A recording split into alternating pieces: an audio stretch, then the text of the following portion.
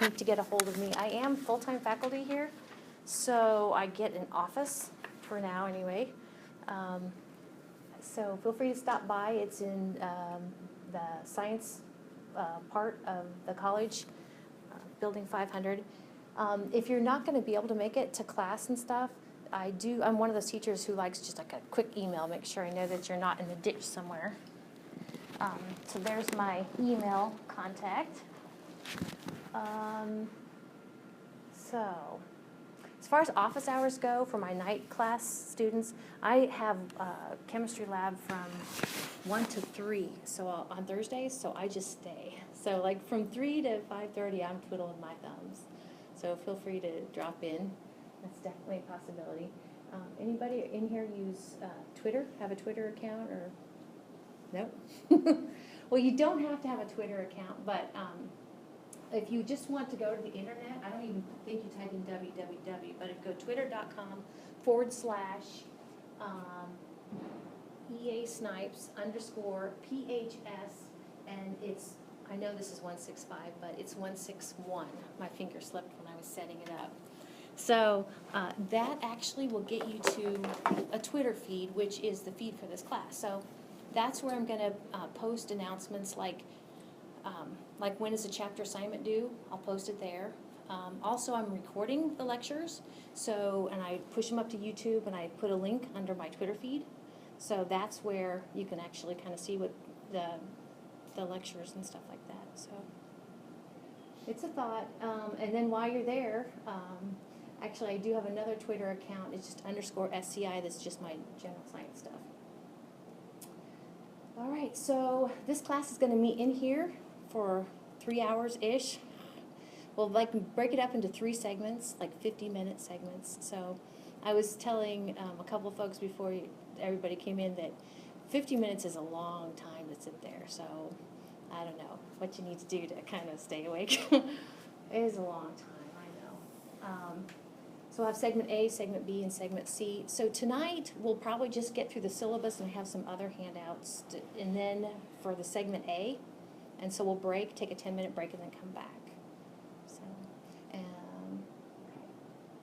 the textbook is a 2016 13th edition. I like this textbook, and while I'm thinking about it, it's just kind of randomly. But if you've had a chance to look at it, I really like it. I've been using this one for a few years. This is I think my 13th year to teach, so I always teach this in the spring. But you see those little, I don't know what they call them, but those little scannable things, okay? Like if you have a smartphone, yeah, you can just hold it up there, and it will suck it in. And I've done a few of them, and the few I've gone to are just like little videos pertinent to the material, so that's kind of fun. You know, it's the little things. So you'll need a textbook. Let's see. So this is a survey course with regard to kind of course description, which means we're going to kind of hit many aspects of meteorology. We kind of start out talking about the atmosphere. So Unit 1 is chapters 1 through 3, okay? Then we'll have a Unit 1 exam. I'll talk about the unit exams, actually, while I'm thinking of it. Hot off the press. This is pertinent to Unit 1, and actually it has the Unit 1 exam date of Thursday, February 11th. Okay, so. And it says tentative, but that's probably when it's going to be. I teach this class also online and also on Monday, Wednesday, Friday it must be from 11 to 11:50. So I mentioned that in case you're like, oh, I want to go to the class, but Thursday night doesn't work for me, so feel free to drop in, Monday, Wednesday, Friday, the same room at 11 o'clock. So you see when the first unit exam is going to be. Then after we talk about kind of the atmosphere and kind of temperature in general, Unit 2 is also 3 chapters, but we go 4, 5, and we'll skip to Chapter 16. Chapter 16 is about kind of rainbows and sundogs and cool things you see in the sky. That's Chapter 16. And then we'll talk about kind of the nuts and bolts of circulation in Unit 3, air masses. In Unit 4, finally we get to the the thing why some students want to take this in the first place, which is severe weather. So severe weather around here is our thunderstorms and what it can bring, you know, the whole lightning and hail and tornadoes. So, and we'll also talk about severe weather that we don't have in the Midwest, which is hurricanes, tropical cyclones. So that's Unit 4. Unit 5, there is no unit exam, but Unit 5, I'll have a handful of questions over Unit 5 on your comprehensive final. Okay, so that's kind of how that goes. Any questions? No? Okay. So your grade in here, there's a couple different things that factor into your grade. I'm looking for a stylus. I think I've got a stylus in here somewhere. I have several at my desk.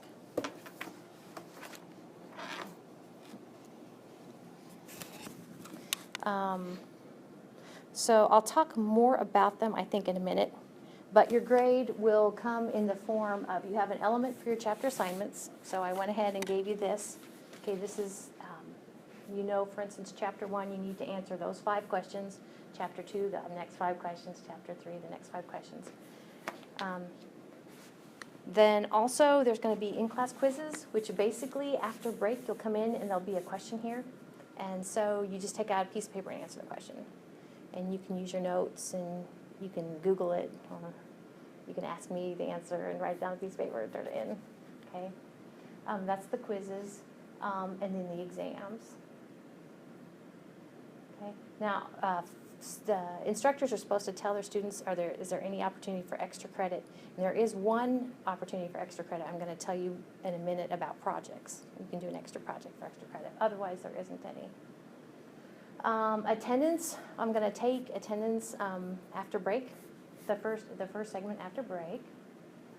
The thing under attendance just says something to the effect that if your attendance is really good and you're attentive, then I can give you the benefit of the doubt. Means that the final grade can be just a little bit higher than what you really earned.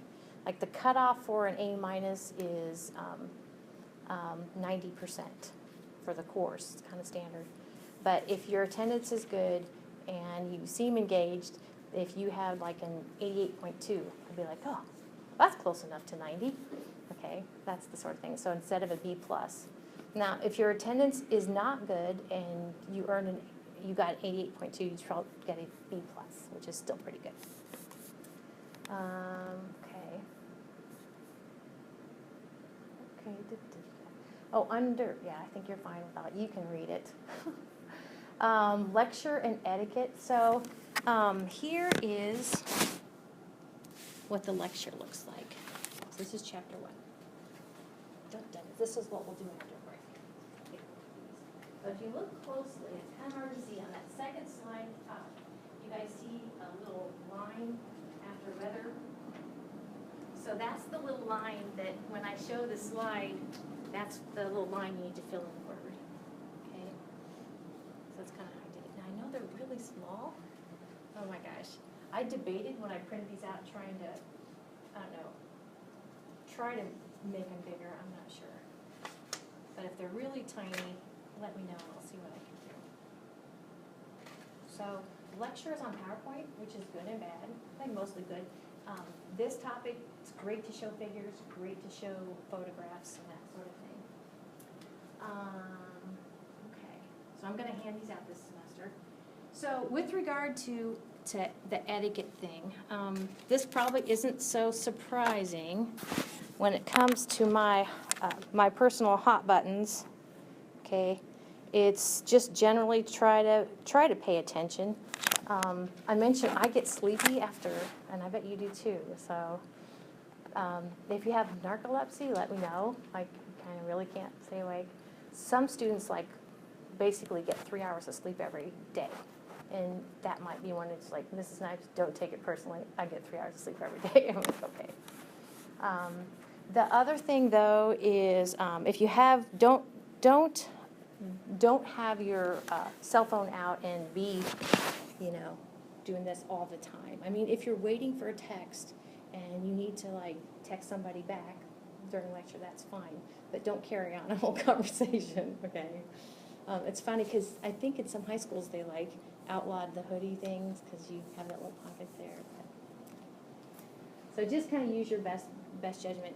If it does seem like, to me, when I'm trying to teach, that somebody's just doing this like nonstop, I'm going to say, hey, you know, go ahead and take it outside. Let's see, don't chat with others. Homework during lecture. So that's one of my other things is don't work on homework during lecture. You can be like, well, it's meteorology homework. Why can't I work on meteorology homework in meteorology class? And I don't know, just something about it drives me nuts. But the other thing is I've seen a correlation between students who do that and not doing well on the exams. You know what I mean? I was like, because, okay, that's that.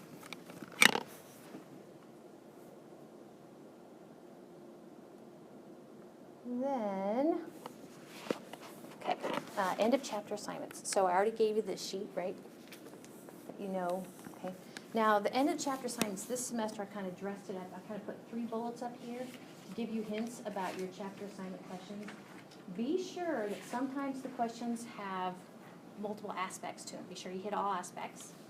The other thing is make sure that you use complete sentences unless I put an asterisk next to it. So, for instance, for this chapter we're going to do after break, I need a complete sentence for everything except for question number 2 and question number 6. But now notice this semester, and I'm kind of changing up a little bit, I actually have some questions are under problems. At the end of chapter 1, there's a give it some thought section, and then there's a problem section. So let me know if you ever run into any snags. One snag, you know you're in the wrong section, doing the wrong question, if it seems like I have no idea what that question is. Be like, she would pick that one, would she? So feel free to email me or something during the week if you're like, now that doesn't make sense. So these are always going to be due after we cover the chapter and lecture. For instance, the goal tonight is to get through chapter 1, which hopefully we do. If we don't, we don't. But if we get through chapter 1, then that means chapter 1 questions will be due next week. Okay? If we didn't get through chapter 1, then chapter 1 questions would not be due next week. Okay? But some students do them anyway. Like, I know what the answer to that is. So, let's see. Okay, the last one there, just be careful that if you use your textbook to find the answer, which is great, and you're going to write it in a full sentence, complete sentence, that's great, but change up the words a little bit, okay, make it unique. Because if you just lift it up and put it on your paper, it's kind of funny, not really, but if another student does the same thing, that's when I'll catch it, because you guys will have identical answers, and either you guys work together or you both took it from the textbook. Okay, so go ahead and change it up a little bit. Any questions about? Now, for you guys, I went ahead for my night class. Let's see. Only on a case-by-case request can homework be submitted electronically. So the thing about y'all is y'all might come next week and forget that a chapter assignment was due, but you're like, well, I can go home, you know, and knock it out and email it to you, which is fine, but you have to communicate that to me and don't abuse it. Because sometimes I get students in my night class that they do it every week, and it's harder, the electronic copy is harder for me to keep track of, believe it or not. Let's see, I think we're good with that. In-class quizzes, you should get them all right, okay? A lot of times the question that you see up here to turn in for quiz points is something that I might put on the test.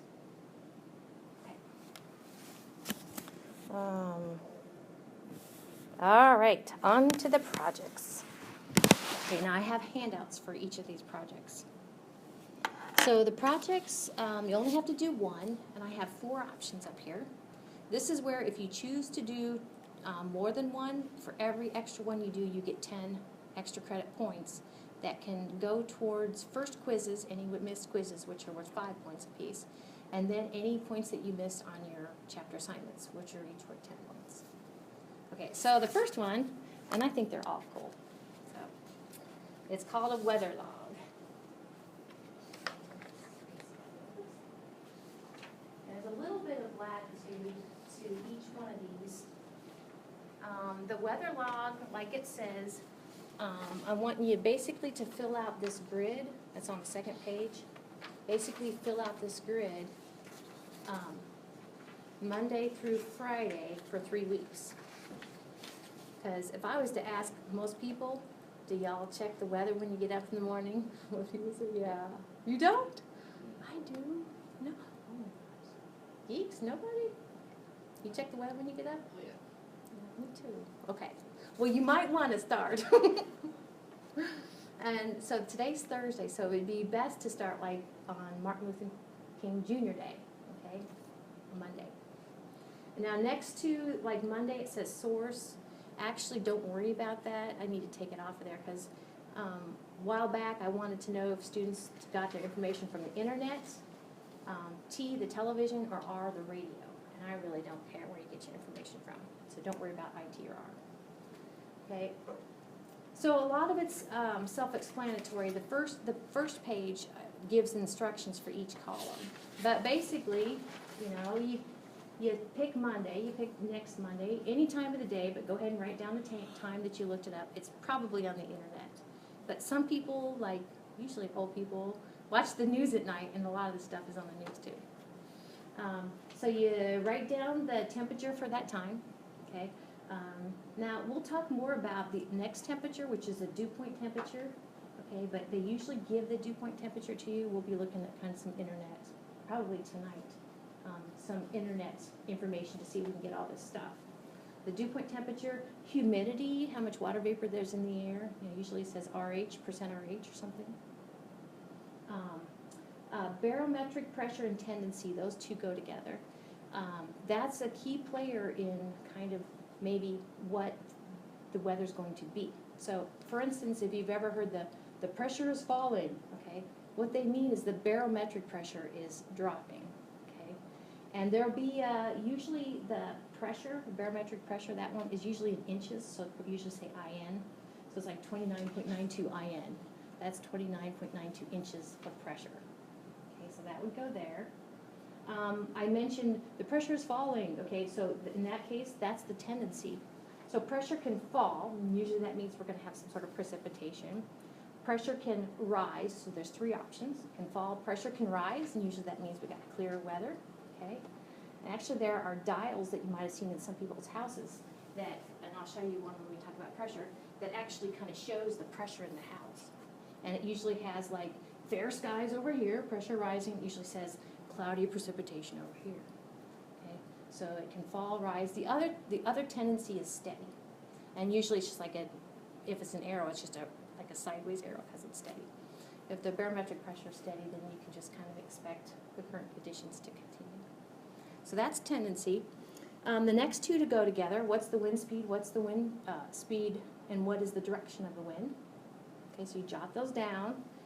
Okay, the next one, and actually the last one, the cloud cover and precipitation, if you just want to look out the window and say, that's fine. Okay, it doesn't have to be anything fancy. Was it cloudy or was it clear? Okay, that's the column next to the wind direction. The last one, was it precipitating? Now, this semester I'm kind of advising students, if you want to, like these right here, the record high and record low. I think that is so interesting, It's like, if you think you're miserable today, well, what was the record? But if you even want to, like, those are harder to get sometimes, is my point. So if you want to leave those blank for a given day and come back and get them, you'll be fine, okay? Sometimes they're on the site that you're looking, sometimes they're not, but don't give up if they're not there. The other stuff is too bad. Any questions? Yeah, do you have to record the precipitation from the time recorded? That was what I was after, yeah. Or okay. Well, like let's say I do it in the morning, then I get everything filled out. Then 30 minutes later, it downpours from clear skies. Do I need to then go back and go? No. Time to hit the rain. Only if you want to. That would be, there's where it comes the nuances of your weather log. If you would feel more comfortable saying 30 minutes later it precipitated, that's fine. If you go ahead and say no precipitation because that's what it was at that time, that's fine too. And I have had students that basically, and it worked out fine, they said, this drives me nuts, filling out, I like a table, but the table thing, and so they did it like a journal, and that worked out fine too, and if you don't want the table thing. just this semester, I was like, wouldn't this be cool, like in Access or something where, you know, they had a little blank to fill in and it sucked in your answer and then I just think that would be cool. That's on my list of things to do. Anybody good in Access? No, me neither. Be kind of painful. So that's one thing that you can do. Oh, while I'm thinking of it, let me go ahead and tell you, April 22nd, after tax day, it's a Friday, that's when your projects are due. So due 4/22. It's a Friday. And I'll be reminding you, but my thing is that this weather log takes 3 weeks to do. And I'm going to say, let's see, you can turn in late, and so you have some points taken off, but you can still turn it in through the next week, 4/29. Okay? So like for y'all, we meet on Fridays, so like if you had it ready on the 21st, you can hand it to me. Otherwise, you have until midnight on the 22nd, and you can just email it to me. The other thing is if you have something that doesn't email, you can also slip it under my door, which is 508. You have that in my syllabus. That's where my office is. Or give it to the folks. I have a mailbox. All sorts of options. Any questions? Okay, cool. The next one, photo project. Dun, dun, dun. So here's your handout for that one.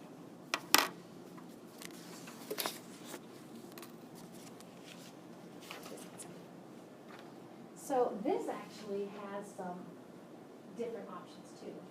But I want you, if you do this one, you have to give me 10 weather events, 10 different weather events, and give me a photo of them. When you relay your photo to me, it needs to have for each of your 10 weather events, and your weather events could be the sun, okay? It could be the moon, like clear skies. Your weather event could be a puddle. It could be snow. It could be the ocean, you know, it could be rain, you know, I've seen some beautiful pictures. Just make sure that they're yours, but they don't have to be like now. They could be old ones too. I was just gonna ask. Yes, I love the old I pictures. got a really cool one of some lightning that I was thinking about. Oh my gosh, that would be neat. One with lightning, yeah. So yeah, just whenever, for each of them, somehow you need to tell me like, you need to say what the event is, about what day it was, about the location, general, you know, just whatever you can. I think that's it. The event, the day it was taken, and the location of the location. So they need to be 10 unique ones. So if you have, you know, 30 photos of the sunset, that only counts as one event. And we'll talk, I kind of say in here, we'll talk about 10 different cloud types. So actually, if you got each of the clouds is a different event. Okay, because you guys have seen the flat clouds, right? Those are stratus clouds. You've seen the fluffy clouds, not even necessarily the thunderstorms, but just they're called cumulus. And then fog is a type of event. Fog is just a kind of a cloud at ground level. So yeah. Any questions about that? So here's the deal. If you need to relay to me your photo projects, I've seen people do like scrapbooks or just like a photo album. I've seen people do PowerPoint if they're digital. Some dude did a movie, which is kind of fun. So all sorts of options. Okay. Any questions? What I used to do when I first started teaching this was to make students, like for each event, they had to have 2 photos. So that told me that they didn't get it off the internet. So if it was raining, you had to have 2 pictures of the rain. If it was snowing, 2 pictures. But that's dumb. It's hard to do because if you have like historic pictures you want to use. And then the other thing is nobody takes pictures off the internet because a lot of times they have like little stamps on them that say, you know. So I like it. Okay. The next one, written report, I have a handout for that one too. Oh my goodness.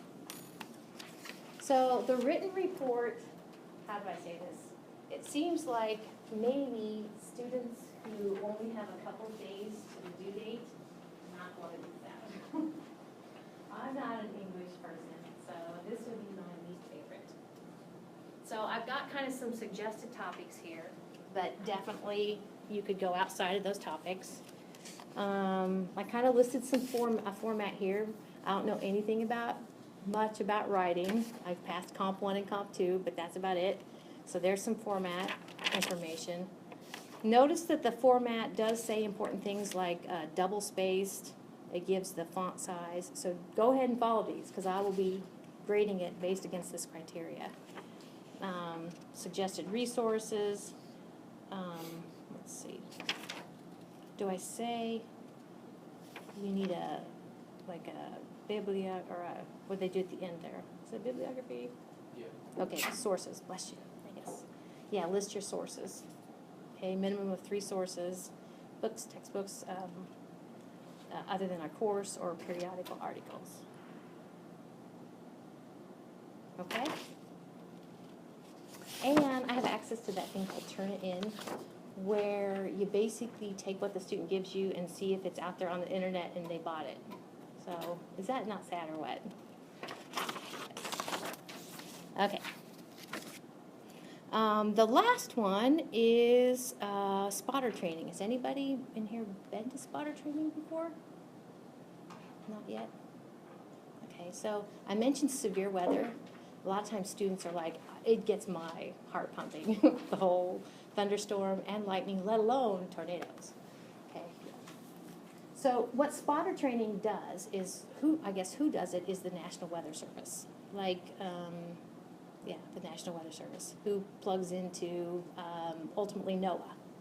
Okay, so the National Weather Service will set up a training session to talk about severe weather, and the spotter training part is they want to train you to understand what you're looking at when severe weather happens.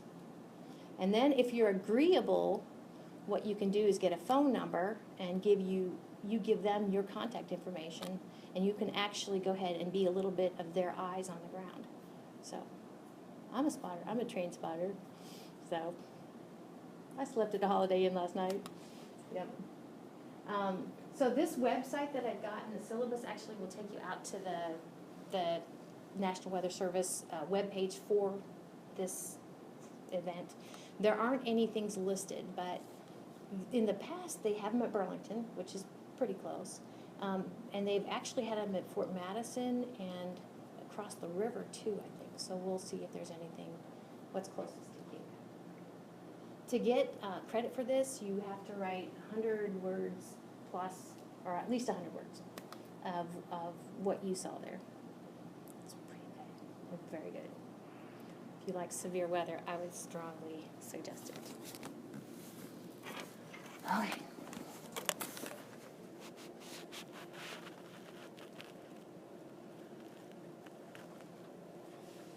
All right. So the unit exams in here, the way I handle it is it'll be that first segment. So like I say, it will be from 5:30 to 6:20. So you have 50 minutes to take your unit exams. And then at 6:20, we need to kind of wrap it up because we get a 10-minute break before we pick up again with new material at 6:30. Okay? So, any questions about that?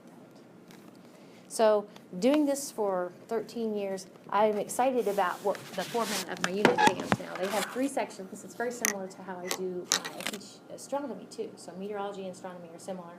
The first section is multiple choice. The next section is, I call it vocabulary, so I kind of give you a definition and you have to put the word in. And then the last section is short answer. So, every teacher needs to have some way to handle if a student misses a test. And so the way I miss a test, and I try to explain this in my syllabus, is if you miss a test, what will happen is I just won't put a grade in there. Okay, I'll just leave it blank for now.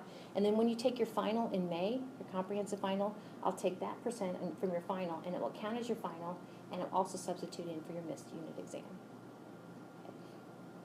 But what I also do is that if you take all 4 unit exams, it's like a game show, but wait, there's more. I'll identify your lowest unit exam, and I'll compare it to the final, and hopefully you kicked butt on your final. And what'll happen is your final will count twice then too. It'll count as your final, and it'll also substitute in for your lowest unit exam. I'm liking that. Okay. So here's the deal about the final. So the final I try to do is least amount of work in May as I need to do. Okay. So what I do for the final is I look at your 4 unit exams and I lift verbatim, you know, like a handful of questions from each of your unit exams and put them on the final. But I also have a handful of questions over Unit 5. Okay? Okay with that? Getting closer to February 11th, so February 4th, which will be here before we know it, oh my gosh. February 4th, I will hand out like a kind of a hints for what you'll see on your unit exams, or your Unit 1 exam. And you get to bring a 4x6 note card with you of notes to the test that you think is going to help you on the test. I think that's it. Okay? Very good. Okay.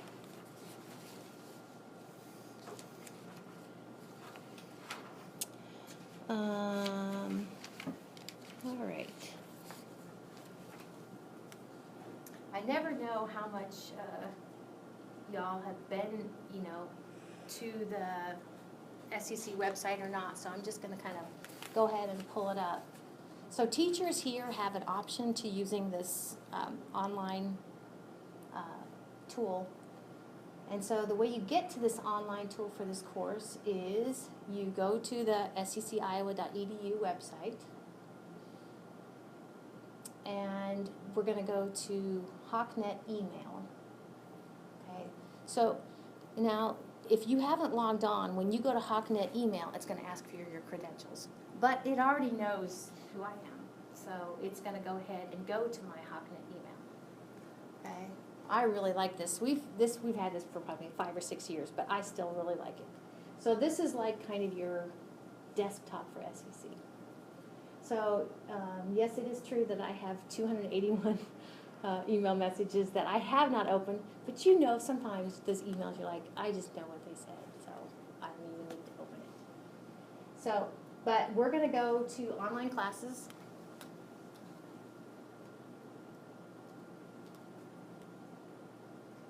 And then we're going to go down here to companion sites. And you guys should have meteorology. Now mine's going to look a little bit different because I'm the behind-the-scenes author. Okay, so everything that has an asterisk, for instance, on the left, you guys would not necessarily see. This actually is called the course homepage. So you can kind of see what kind of 4 columns there. I mentioned the Twitter feed. You know, you don't have to enroll in Twitter to see this. You can just go directly to it. But this is what you'll see down here. Okay. So the 2 columns look like this. This is actually my Monday, Wednesday, Friday class. Okay, and they've met once, so I posted a few things to them.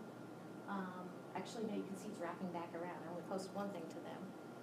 See, if I was like a student that really wanted to get the most out of anything the teacher was giving them, actually you can basically go back in time, back to last year at this time, and see what I was saying, and see me in some cases go over the unit exams here. It's just a thought. I'm not saying you have to do that. But what you'll see here after tonight, this is Unit 5 review. After tonight, you're going to see me start posting stuff for you guys. So you guys were the second call. And this is Monday, Wednesday, Friday. This is my Thursday night.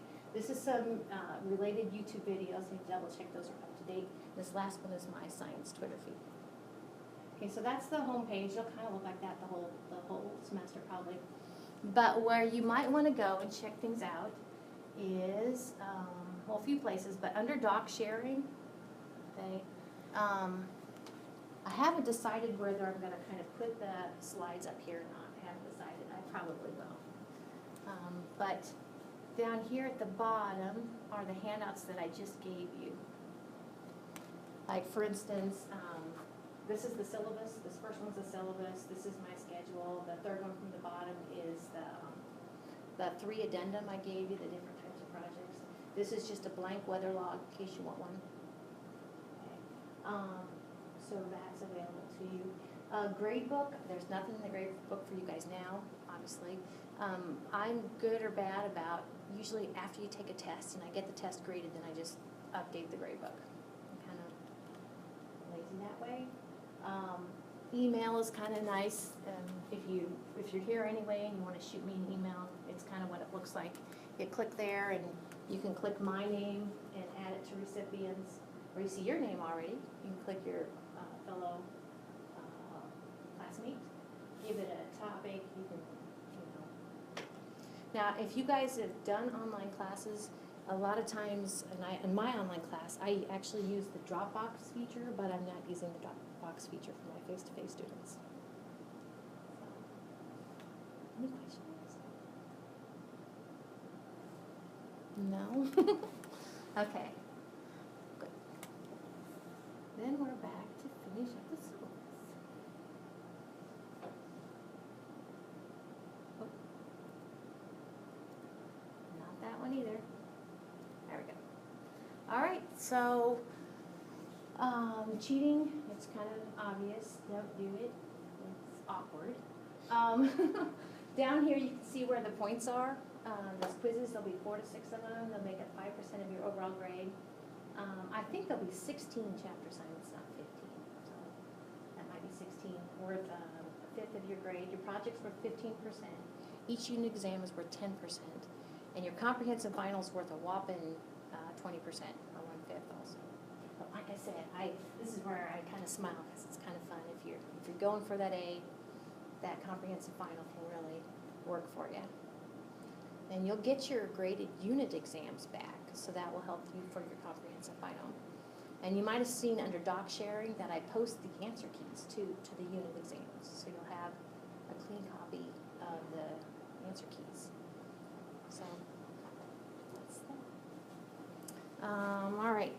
So the other, sorry, because there is just a little bit at the bottom there. So it's kind of the standard kind of percent breaks for the different assigned grades.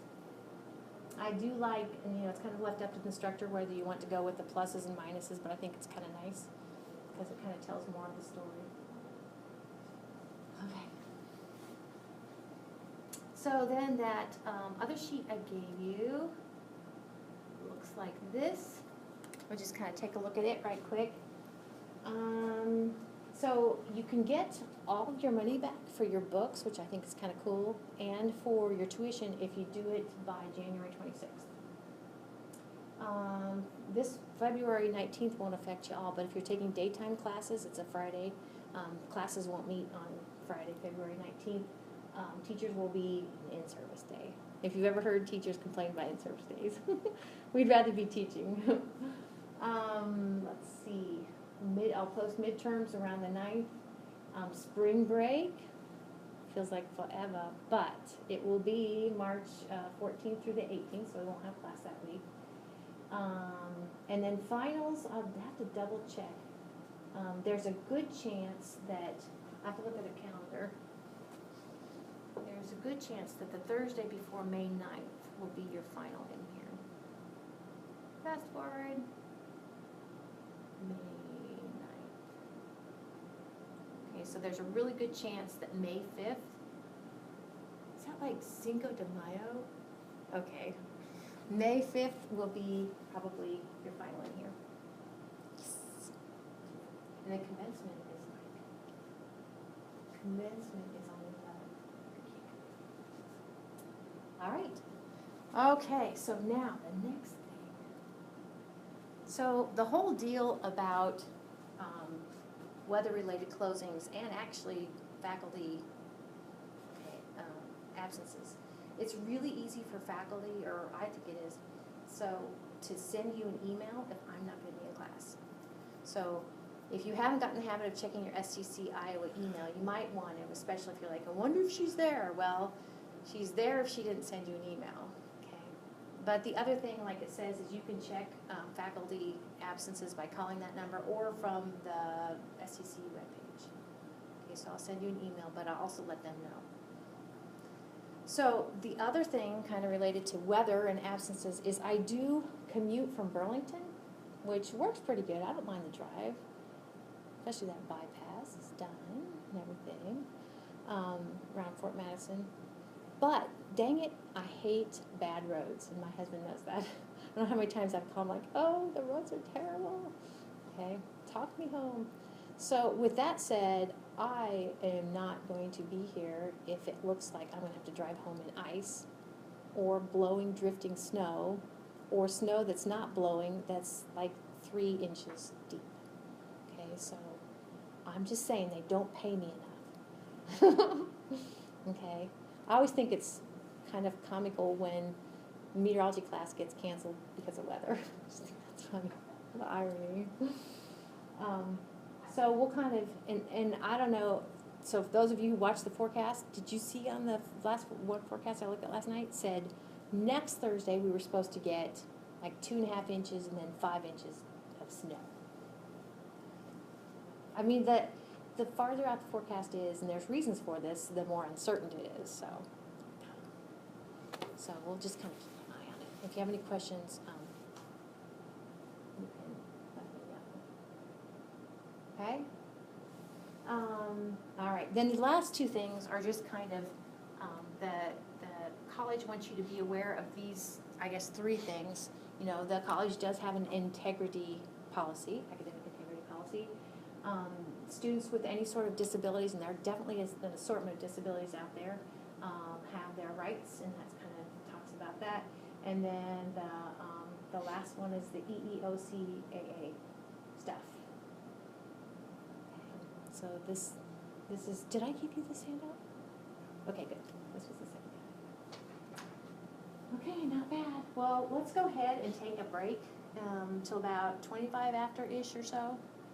And we'll kind of, it'll be Wednesday, kind of. If this is Monday, that will be Wednesday.